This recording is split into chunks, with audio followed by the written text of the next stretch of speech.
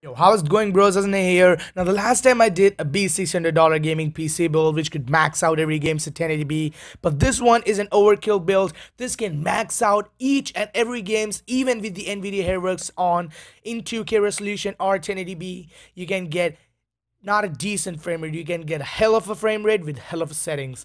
Now, when you talk about the benchmarks of this rig, it can run CRYSIS 3 at ultra settings in 2K resolution in 50 to 60 frames per second. Now, when you talk about Grand Theft Auto 5 in ultra settings, 1080p gaming with anti-aliasing TXAA and MSAA twice, we get 50 to 70 frames per second. And in Witcher 3 Wild Hunt at high settings in HAIRWORKS twice 4, we get 40 to 50 frames per second. For $800 gaming PC build, this is a beast of a build. Trust me, guys, who are out there is on a budget, and if that budget is $800, I recommend you guys go with this PC build. This rig is about $791, but you do have $40 mail-in rebate. So without any further ado, let's get straight into the processor. The processor, I went with the Intel Core i5-6400 2.7 GHz quad-core processor. This is a Skylake architecture and is only $179. It's not so often to fit in a Skylake in a $800 PC build, but I managed to do it so. This CPU is a beast in gaming, yes. Now, some of you guys might be asking, why didn't I go with the Intel i5-4460 quad-core processor, 4590 quad-core processor, and 4690K, which could overclock and get the maximum health performance out of it? Yes, they're also an option, but when we consider gaming, the processor overcomes all of the above CPUs and they are a bit more costlier. But this 6400 i5 2.0 GHz quad-core processor is a beast in gaming when we compare with the other processors which you mentioned just above. This CPU is a 64-bit processor. It's based on the LG 1151 socket. It's clocked at 2.7 GHz and go up to maximum 3.3 GHz. So you can stick with the stock CPU cooler. It has 6 MB L3 cache and a 530 dedicated Intel HD graphics. All in all, the best budget gaming processor out there. For the motherboard, I went with the Gigabyte B150M-G3H DDR3 Micro ATX LG1150 motherboard at about $79. This motherboard is on the Intel B150 chipset, a solid motherboard under $100. It has 4 RAM slots allowing up to 32 gigs of maximum memory running at 1866 MHz DDR3 RAM. It has no SLI support but has crossfire support. For a motherboard under $100 and a Micro ATX motherboard, Crossfire is a hell of a deal. It has 6 SATA 6 gigabits ports and onboard 3.0 USB ports, a solid motherboard for gaming under $100. Now for the memory, I went with the Corsair engine. It's 8 gigs of RAM, 24 gigs sticks running at 1600 MHz DDR3 RAM at about $43.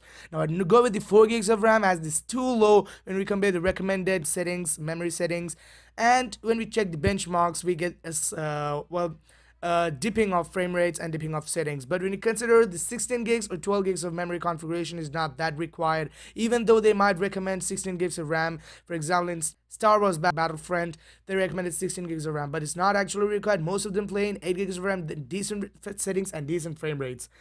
Now for the storage, on the Western Carrier Digital Blue 1TB 3.5 inch 7200 RPM internal hard drive at $50. Now it didn't fit an SSD in this because SSD is not that required when our main objective is for gaming. We might require an SSD to boot up things very fast when we are video editing, live streaming, or rendering, because SSD can boot up most of the things fast. If you just put games in SSD, you might boot them a bit faster, but you can't just make it good settings and good frame rates, and you can just compensate that money to buy a graphics card, which is the heart of the gaming PC build. Now for the heart of this rig and the beast graphics card, I went with the Asus GeForce Strix GTX 970 4 gigs of GDDR5 memory configuration. The graphics card is about $310 and you do have $20 mail rebate. This graphics card is the one amongst the beast GPUs out there. This one is able to max out most of the games at 1080p, and 1080p is also the sweet spot for this graphics card. It can have 3-way SLI support and is locked at 1.11 GHz. The best graphics card out there, those who are planning to buy GTX 964 gigs of configuration, I recommend you guys spending more $85 and getting the 970.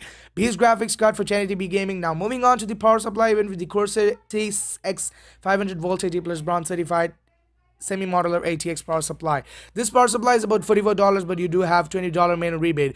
Total consumption of this rig was 300 watts, so didn't go with the more than 500 watts. That 500 watts is more than enough.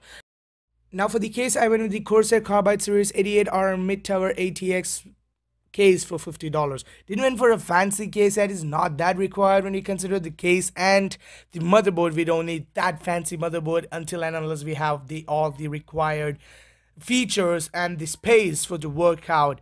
So all in all, this build is a beast when we talk about the benchmarks and max out every games at NVIDIA HAIRWORKS. If you go to Ultra HAIRWORKS at high settings in 1080p gaming, you can get about 30 to 40 frames per second, and in CRYSIS 3 Grand Theft Auto 5, as I mentioned above, we can get high-end frames per second and high-end settings. So guys, that's for this video. If you like the video, please definitely be sure to subscribe to my channel and like the video if you like it, and subscribe again if you want to be notified whenever I upload a video. So guys, thank you for watching. I'll talk to you guys in the next one. Peace out.